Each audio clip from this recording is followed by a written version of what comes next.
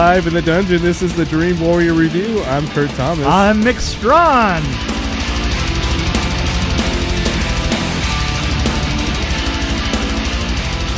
Oh, what's this movie we're talking about?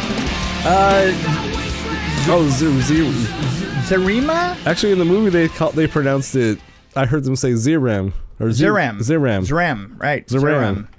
Zëiram 2. But it's weird because it's Zëiram, Zeiram on the movie itself, but then on IMDb it has a U at the end. It's true. I don't understand. We are covering Zëiram. That's Zëiramu. Did you see that? Yeah.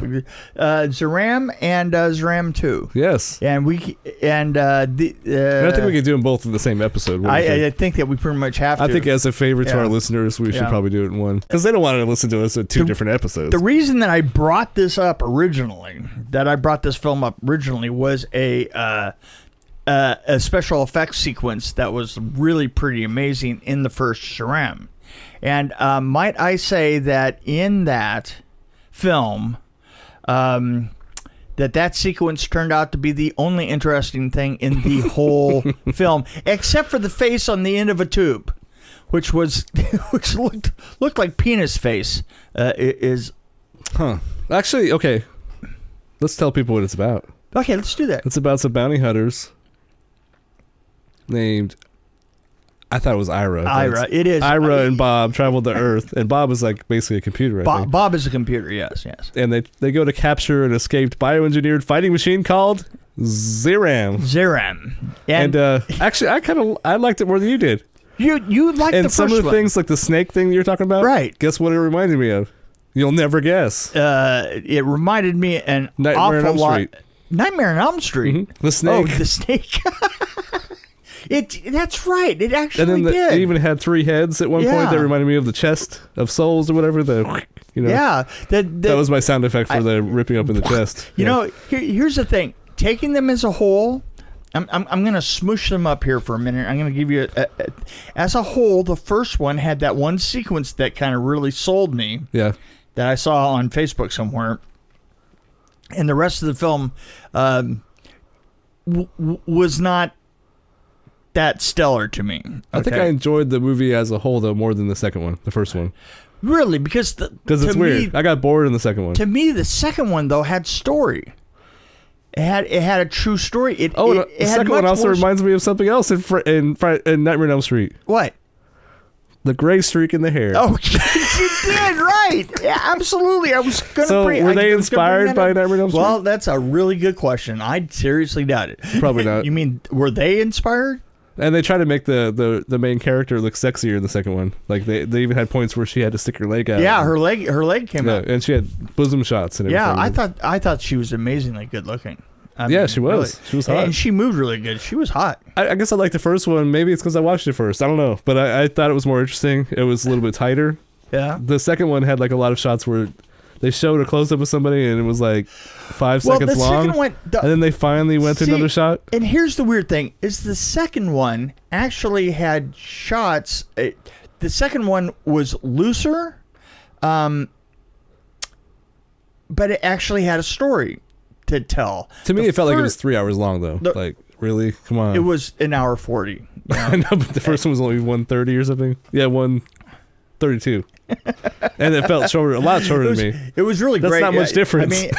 I mean, the first one I barely remember, and it's part of the problem is that it was a couple of weeks ago that I saw that one, and it was. And I like the outfit she was wearing. It was like the NFL pads, the football pads. Yeah, she was in that was her spacesuit. Yeah, basically. it was. Well, how you like that? The other guy was basically in a cloak. I mean, that was kind of it. I like the rubber guys in the rubber suits. I thought it had its charm, the first one. Oh, yeah. I love people that just move really, really slow. And you go, oh, no, look. That guy is moving really, really, really slow towards you. You say, I don't get that. Yeah, it's like... and I thought the main characters were funny in the first one, too. But I have to say, this is the best part of it, though, is that, basically one of them... I saw both films were subtitled. Yeah. But in both films, she calls the computer Bob. Right. And that's her name for the computer. It isn't Bob in Japanese. it's Bob just in English. Bob. Yeah. And Bob. Bob. It's really, really weird to hear somebody go, Bob. Well, I didn't listen as closely to the second one because it was basically that's the one I watched with the subtitles. Oh, gotcha. Well, yeah, and which is weird because I actually prefer to watch movies in their native language and have subtitles, even though I guess that makes me weird because... See, I don't know. You know what? I think that you were just hangry. I don't know why that's on my brain. There was a funny thing that, to me, the look of both of these films was very Buckaroo Banzai. Yeah, actually, I thought about Buckaroo Banzai. It really had that... they were trying to make it... I think that what they're trying to do was make this an anime movie that was live action, is kind of what they were thinking. Yeah. But actually, it made it painful because it was a little bit dated. Well, it really was. But there was an interesting component to this, and very odd that you said anime, because these two films, and I could be getting this wrong, because I'm not an anime specialist by any means, but either these two films were spawn of an anime series, or there were all kinds of anime series that were spawned by these two films. Because as you're looking these up, you find these characters. Yeah, there's an anime on Prime, I think it was, that I saw. Yeah, there was a whole bunch of them that kind of ran the gamut in... Maybe it's like a Spider-Man thing. Yeah, there's like 500 versions of it. Yeah, probably. 500 really bad multiverses. Versions. Yeah, there you go. Sometime we ought to do a show just on different Spider-Mans. We should.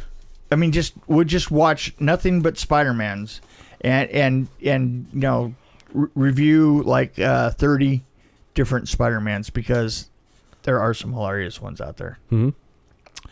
The fight sequence, some of the fight sequences in this really rocked. Yeah, I thought so. Yeah, really. I mean, see, I thought, okay, the second one, the fight sequence, I found myself like, okay.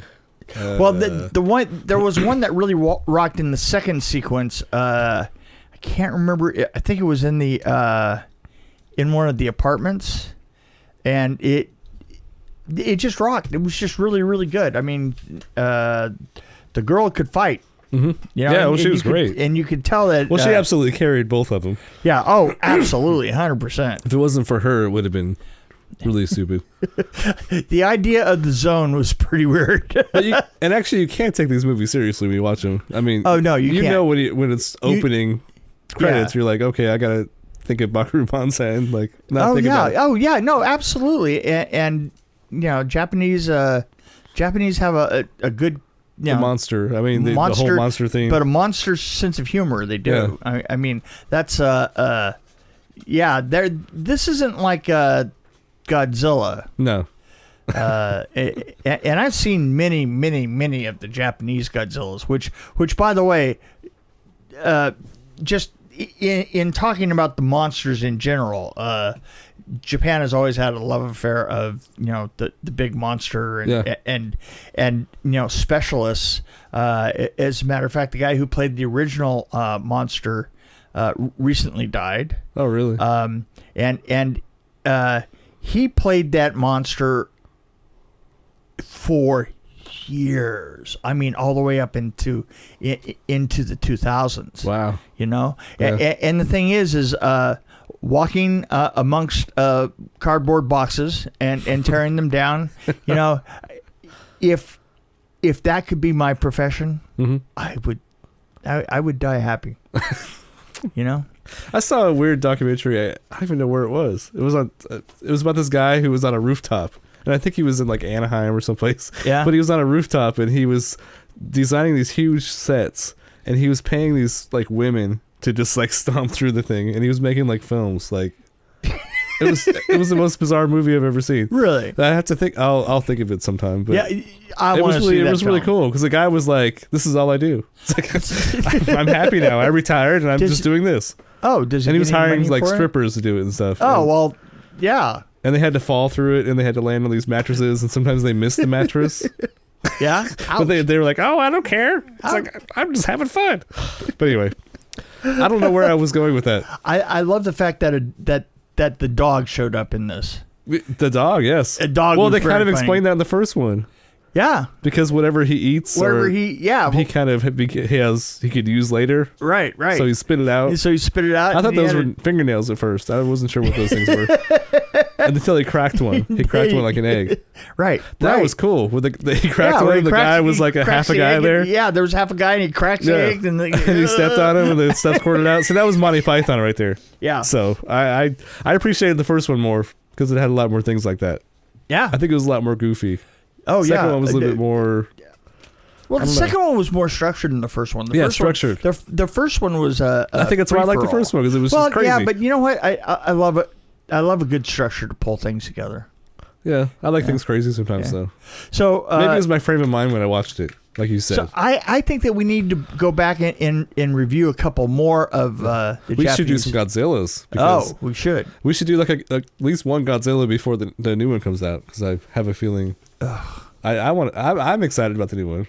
Like, you are really? Yeah, I think I like the Mothra. How the Mothra looks. I want to see that. Oh, brother. Okay. Well, that was my Mothra noise, by the way. Yeah.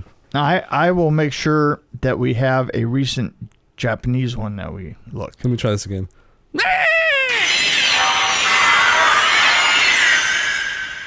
That was I tried to do Mothra. Yeah, you know what? You're gonna do something in post. Flapping the arm you're gonna cells? do something in post. Do you with think that, they're right? flapping the arm cells? Wait, what? Wait. Here's my version. Did you hear that? What'd you think? It needs a little work. Yeah. Actually, one thing that fascinates me about Godzilla, speaking of noise, the Godzilla, like the way he like squeals and that's always fascinated me because it sounds so bizarre. Like I never really learned how they did that. Well, you gotta look. I should look it up. You gotta look it up because you know it's a combination of things. Oh, absolutely. Birds and toads and it's kind of like Alien, moose farts and all kinds Alien of stuff. made a weird noise too. Sure, yeah. Oh, yeah. No sound these days. No sound is clear or clean. It's not a single sound except for celery. I can usually spot celery when it's in a movie. Yeah, it's true. I can always spot it. But it's kind of celery's kind of a background one for a breaking thing, you know. But the thing is sound. I use it for broken wrists and stuff. I found out something really interesting that football games are hyper mic'd and actually the sound of crunching and stuff like that, a lot of it is not live. It's added in like immediately. They have a live action guy that adds sounds into it. I didn't know this. Yeah, I mean, the thing is, I know they have guys on the sidelines that hold those little bubble things, and they this is they try to get the dialogue. This is nothing related to that. This is sound work that they've. That's crazy because they wanted to make. If you look back. Do this sometime. I'd enjoy football if they had celery. Yeah, well, they probably do. They probably do. Here's the thing: look back and get something from like 1980 even. Okay, and just run a football game. Shoo, I thought you were gonna say 60 something. I was like, I don't want to go that far back. You're not gonna do that. No, just go to 1980 and listen to the sounds of a football game, and then go to a modern NFL game and listen to the sounds, and it'll blow you away. See, I thought that was just because the microphones are better nowadays. But not the case. What do I know? Not the case. No, the sound manufacturing is better these days. See, I would put microphones on them so when they run into each other, it would make this. Yeah, exactly. Right. Right. They don't have to do that, but they do. Yeah. They should have a guy on the sidelines. They should have a Foley guy there on a stage, and you can watch him like make sound effects. See, that would be just killer. That would be awesome. That would be awesome. Oh man. So, speaking of that, what is the next? Speaking of football in a different way, when is that movie coming out? What movie? What am I thinking of? What are you thinking of? I was trying to think about Train to Busan in a really roundabout way because Train to Busan. I was thinking of that soccer movie we saw with all the special effects. Shaolin soccer. Yeah. I don't know how I got I was trying to go from there nice. to Train to and you Busan. got lost. Yeah, I got well, lost. you know, it's Asia. You I don't couldn't know find the station. So anyway, I'm looking forward to that one too. Yeah. Oh, definitely. So that's definitely in our future, I think. Yeah. You know what? We need to have a review of our stuff from the year and take a look at the stuff coming up this year. We should do that. Because, I mean, for one thing, we do have It 2 coming up pretty soon. There's a classic coming out soon. Well, it's a remake of it, so I was going to try to convince you to watch this one. Oh, Jacob's Ladder. That's right. I have not seen Jacob's Ladder since I saw it in the theater when it first came out. I think I rented it way back in the early 90s, I think. Yeah. Saw it in the theater. I had no idea what I was watching. So, yeah, I think it'd be fun to watch. See, I kind of like that, the way we do that sometimes where we watch like the original, the original and then the remake. Right. And see how horrible the remake is. Basically, it's usually how it goes. and last year talking about Halloween, which was pretty decent. So far, I'd have to say that probably we're 2 for 10. Yeah. Yeah, in them just really sucking. Yeah. You know? Yeah. I mean, I can't think of all the particular ones, but I do want to say that I am actually, as a Halloween fan, I was actually pleasantly surprised with the most recent Halloween. Yes, I like the. I like they rebooted that series kind of. So I like the most recent one, considering that I did not like the original at all. There's going to be a reboot of Friday the 13th, which is weird to me because you are working on a fan film. But there's going to be one that's going to be released that's kind of rebooting in the series. I think they're trying to. No, I don't think that they are right now. However, and this is interesting. Fanboy, take a look at Fanboy 13. Fanboy 13. Fanboy 13 is coming up, and it's going to be directed by the drum roll, final girl from 6. There you go. Deborah Voorhees. Awesome.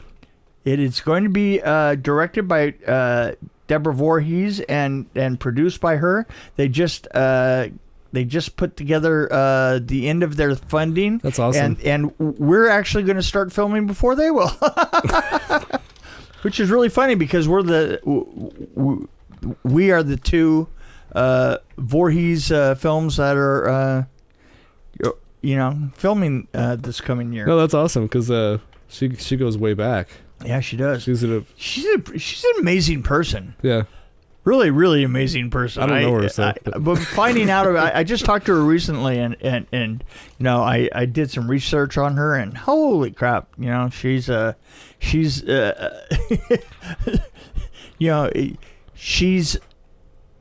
was doing research for the trial of the migrant worker back in the 80s and early 90s, riding horses down into Mexico and crossing the border both ways, which I thought was really interesting. Took some, That's not, I don't know. I like all that stuff, so I'm interested. Yeah, she's so I don't know. I found this thing. It was like 2020. They have this thing saying Friday 13th 2020. Then this other thing is Friday 13th 2019 trailer teaser and all this stuff online. So I don't know what that is. That's the game right there. The game, yes. Yeah, that's the game. So, but I was curious about the one that says 2020.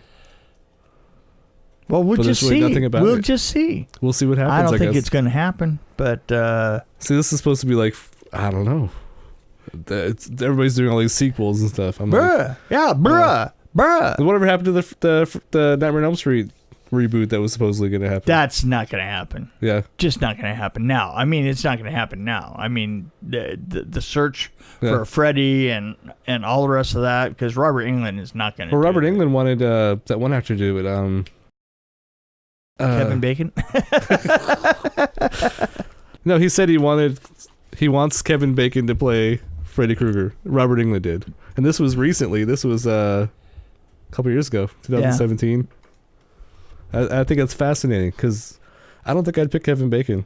No, I wouldn't have picked. I don't know why Robert Englund would think that. Carlos Ribisi, to me, is like. I mean, to me, he is totally would make a great job. I mean, really, Carlos Ribisi, who's that? Well, you mean the guy from Friends, right? Giovanni, right? Giovanni Ribisi, not Carlos. Giovanni Ribisi. Yeah, that guy I think would make the best. He played the boyfriend on. See, look right here. Okay, he's on Friends. He's actually the brother of Phoebe. Okay, I thought he was boyfriend, but he was brother.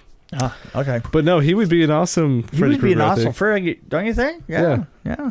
In fact, I would even say the guy that plays it would be a great Freddy Krueger, possibly. Oh, I think so too. Yeah. Skarsgård? Yeah. Oh, yeah. But I don't want him playing everything. And don't forget about But I don't want David Hasselhoff. I don't want Skarsgård doing everything. Right. That doesn't work for me. Right. No. David Hasselhoff. Think about it. Okay. He looks good in leather. So what did you think of our pair of films here? Oh, these, what were they called again? I don't know. I didn't write the name Zëiram? Zëiram 1 and Zëiram 2. I thought the first one was better than the second one. Yeah. Am I supposed to rate them separately or as a whole? No, just rate them as a whole. We'll see. I have to take the average then. Because the first one I'd probably give a 3, which is, pretty good. And the second one I would give a 3. I'd give a 2.5 the second one. And I would give a 2.5 to the first one. If I could take the second one and edit out some of the stuff that I thought was really boring. So and maybe speed overall, it's a 2.7 and we both have the same. There we go. Okay. We're there. So that was weird. So it's time to just shut this sucker down. I mean, shut it down now.